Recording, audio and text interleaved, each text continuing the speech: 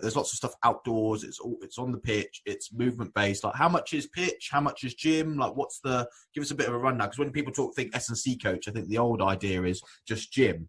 But yeah, do you want to give us? Yeah, no, I will. And that's the thing when you talk about titles. There's like people band around lots of different titles. I just do my job. That's what I call me what you like. I just do my job. And the most important part of my job is that my athletes can execute their sport. So if we need to spend, and there's a massive trade-off, because you're right, like people think about this backwards, where they think the gym leads to the field, where actually the field informs the gym. So we got to switch our whole way of thinking. Yeah, completely turn it upside down, and what that allows you to do is, I've got a guy, Toby, NFL prospect at the moment.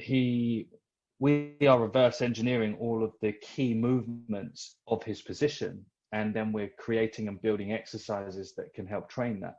And so that's the most important thing for his job. And then so we block out a couple of hours at a time with him, and then if it's only in the gym for half an hour, just to then to use other exercises to support that. So for instance, like if we're lacking a bit of hip strength, then we'll go in and we'll use specific exercises to help develop those weak links. And so that's how the practice is developed, because they're not powerlifters, they're not weightlifters, and not bodybuilders. I think this is the big thing you're seeing, isn't it? Like, I've even seen this, even with like people like Chris Beardsley from strengthandconditioningresearch.com. Like this idea that, like, I think back in the day, it used to be like this idea that you think strength was just this one category of things that you'd do, and that was all you needed to do, because it would just transfer super well over into your sport. Yeah. That wasn't it? I think that's such an old idea, that now we realize strength is specific. It needs to be trained in the same force spectrum, and obviously speed, velocity spectrum as well, because obviously you've got those trying to balance those two elements. So I think what you're 100%. Doing is you're on the forefront of that transition, that mindset transition, because it's not mainstream yet. And I think obviously what you're doing, it's really valuable. So huge respect on that. Good, I appreciate that.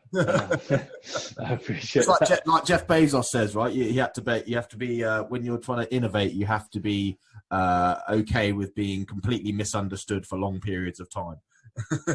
yeah, definitely. I'll take that. And we're talking about off air. It's like, let's put the players first. And that's how you change things. Help the people that do the job.